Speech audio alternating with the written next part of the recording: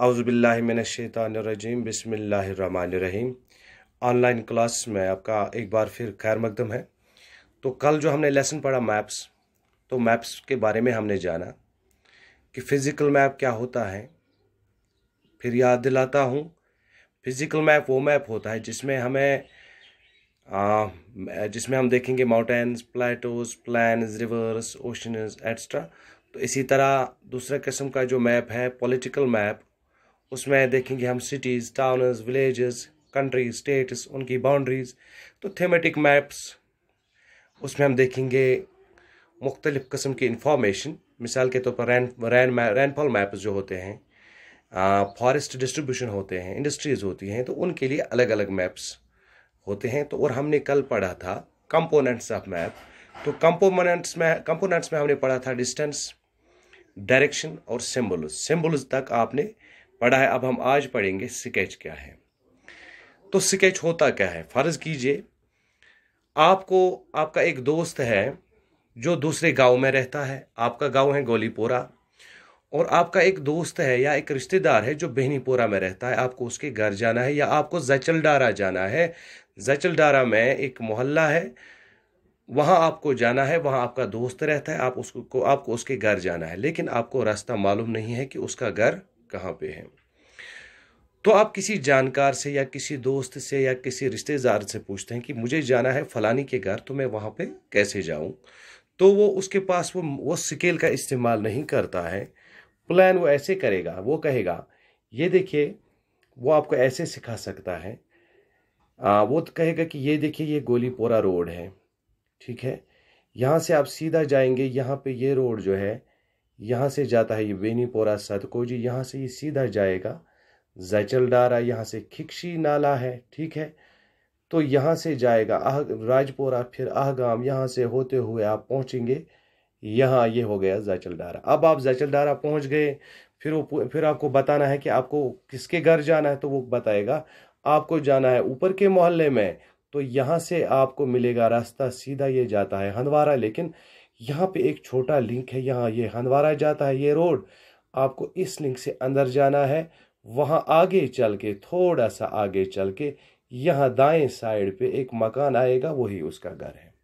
ये आपको rough sketch बना के देगा। इसमें कोई स्केल का इस्तेमाल नहीं हुआ होगा, लेकिन आपको इससे पता चलेगा कि मुझे कहाँ जाना है। आप इसके अंदाजे के तौर पर, आप अगर पैदल जाएं या गाड़ी में जाएं, तो जो ही आप इस रास्ते पे पहुंचेंगे तो आपको याद आएगा कि यहाँ पे आप पहुंचेंगे, आप सोचेंगे यहाँ बेनीपोरा है, यहाँ से जाना है जैचलडारा, यहाँ राजपोरा है, ये आगाम है, तो यहाँ पे पहुंच गया जैचलडारा। अब यहाँ से हंदवारा जाना है, मुझे वहाँ नहीं जाना, यहाँ से अंदर जाना, यहाँ से थोड़ा लिंक है, ये छोटा सा, यहाँ पे जो घर है ये मेरे दोस्त का है, मुझे इसके घर जाना है। तो इसको कहते हैं sketch.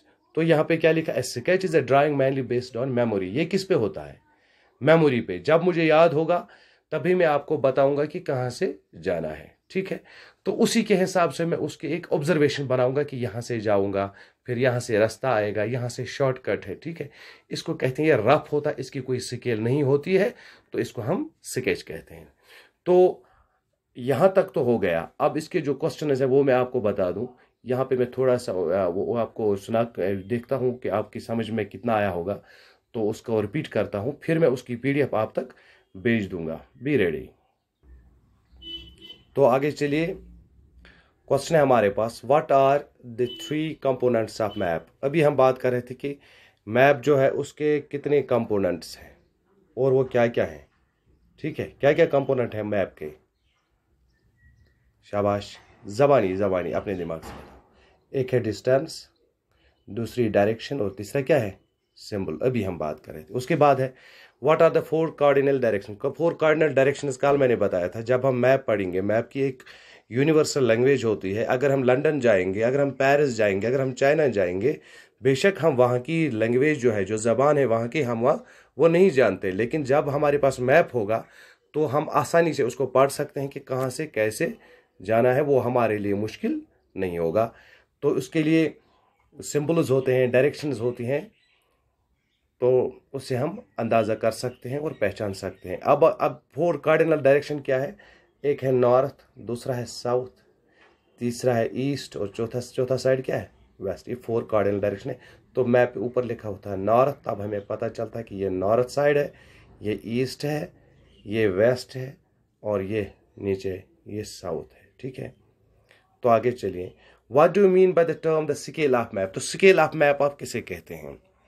Map scale refers to that relationship और ratio between distance on a map and the corresponding distance on the ground. For example, on a 1:1 lakh scale map, 1 centimeter on the map equals 1 kilometer on the ground. तो scale of map क्या होती है?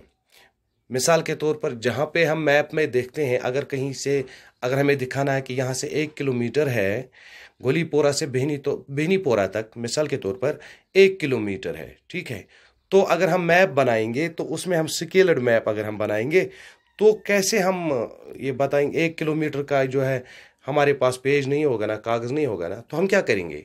हम कहेंगे कि चलो 1 centimetre जो है यहाँ पे ये 1 किलोमीटर है। ठीक है, यानी कि 1 सेंटीमीटर इज टू 1 किलोमीटर। तो इसको स्केल कहते हैं। ठीक है, तो ये एक रिलेशनशिप है इनके दरमियान।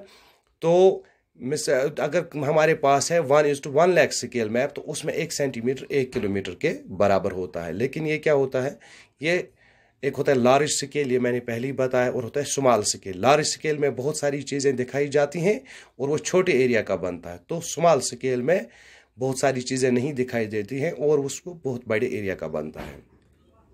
How are maps helpful then globe? तो ग्लोब भी जो है हमारी मदद करता है, हमारे काम आता है। लेकिन ये जो मैप्स हैं ये हमारी मदद जो है ज़्यादा करते हैं ग्लोब से। कैसे? A globe can be useful when we want to study the earth as a whole. तो ग्लोब का इस्तेमाल हमारे लिए तभी मुफीद है जब हम पूरी ज़मीन का मुताला करना चाहें। But if we want to study only part of the earth, लेकिन अगर हम ज़मीन के किसी हिस्से, किसी टुकड़े का इहाता करना चाहें, उसके मुतल्लिक जानना चाहें, तो हमारे लिए बेहतर रहेगा कि हम मैप का इस्तेमाल करें। मिसाल के तौर पर अगर हमें कॉन्टिनेंट, कंट्री चाहिए, उसका मैप चाहिए, उसके बारे में बहुत सारी जानकारी चाहिए, तो हम मैप का इस्तेमाल कर सकते हैं। Map is the representation or a drawing of the earth surface or a part of it drawn on a flat surface. तो ये एक प्लान शीट पे बनता है, प्लान सरफेस पे बनता है। It gives more information than globe. तो इसमें ग्लोब से ज़्यादा इन्फॉर्मेशन दी जाती है। Which map provides detailed information? तो कौन सा मैप है जो ज़्यादा डिटेल इन्फॉर्मेशन देता है? मैं अभी कह रहा था, एक होता है स्मॉल स्केल्ड और दूसरा होता है लार्ज स्केल। तो लार्ज स्केल जो होता है छोटे एरिया का होता है, उसमें ज़्यादा इन्फॉर्मेशन दर्ज होती है। How do symbols help in reading maps? तो जो हमारे पास सिंबल होते हैं उनसे हमें मैप पढ़ने में कैसे आसानी हो जाती है। ठीक है, they give a lot of information in limited space. थोड़ी सी जगह में ये बहुत सारी इन्फॉर्मेशन हमें देते हैं। तो सिंबल्स की मदद से हम जान पाते हैं कि यहाँ पे मस्जिद है, यहाँ पे रोड है, यहाँ पे इंटरनेशनल बाउंड्री है, यहाँ पे ये है, यहाँ पे वो है। यानी कि सिंबल हमारी मदद करते हैं। तो डायरेक्शन से हमें पता चलता है। अब tick the correct answer. Map is showing distribution of forests. अब हमारे पास है एक मैप जो डिस्ट्रीब्यूशन ऑफ फॉरेस्ट्स दिखाता है कि फॉरेस्ट जो है इनकी डिस्ट्रीब्यूशन जो दिखाता है, कहाँ पे कैसे फॉरेस्ट है, रेन फॉरेस्ट है, वो फॉरेस्ट है, एवरग्रीन फॉरेस्ट्स हैं। तो ऐसे मैप को क्या कहेंगे? या कहेंगे फिजिकल मैप। मेरी तरफ ध्यान दीजिए, ये है फिजिकल मैप, दूसरा ऑप्शन है थेमेटिकल मैप, तीसरा ऑप्शन है पॉलिटिकल मैप। उन्हें क्या मैप कहेंगे? शाबाश। फिजिकल मैप दिखाता है mountains, plans, Plato's. Political map दिखाता है विलेजेस, टाउन्स वगैरह, बाउंड्रीज। तो थेमेटिकल मैप क्या होता है? जो दिखाता है रेन फॉरेस्ट्स दिखाता है, फॉरेस्ट डिस्ट्रीब्यूशन दिखाता है ना। तो इसका मतलब, इसका जवाब क्या है? Thematical map. इसी तरह है the blue colour is used for showing. अब हमारे पास, अगर आपके पास मैप है या घर में या स्कूल में हमारे मैप है, तो उसमें जो ब्लू कलर होता है किसके लिए इस्तेमाल होता है? वाटर बॉडीज के लिए, माउंटेन्स के लिए या प्लेन्स के लिए? शाबाश। किसके लिए? वाटर बॉडीज के लिए। ठीक है। ए कंपास इज यूज्ड। कंपास में कल कह रहा था, उसकी वो एक इंस्ट्रूमेंट है, उसकी डायरेक्शन जो है हमेशा इस तरह रहती है, नॉर्थ की तरफ। तो टू शो, ये किस लिए होता है? टू सिंबल दिखाने के लिए, डायरेक्शन दिखाने के लिए, कि major distance, to find the main direction दिखाने के लिए। इसी तरह है a scale is necessary. Scale क्यों जरूरी है? बोलो किस लिए? मैप के लिए जरूरी है, स्केच के लिए, या सिंबल के लिए? सिंबल के लिए तो बिल्कुल नहीं। तो स्केच के लिए मैं अभी बता रहा था, अभी स्केच पढ़ रहे थे, स्केच के लिए क्या है? अंदाजा लगाना काफी होता है। ठीक है, लेकिन मैप के लिए स्केल ज़रूरी है। तो आज के लिए इतना ही। तो मुझे उम्मीद है आपको ये लेसन जो है समझ में आई होगी। तो आपको क्या करना है, इस लेसन को खोल के फिर से पढ़ना है, और ये जो मैं इसकी PDF क्वेश्चंस की बना के भेज दूंगा आपके व्हाट्सएप पे, तो एक कॉपी बनानी है, मेंटेन करनी है जिस तरह कि आप बनाते आए हैं। तो आज के लिए इतना ही। खुदा हाफिज़।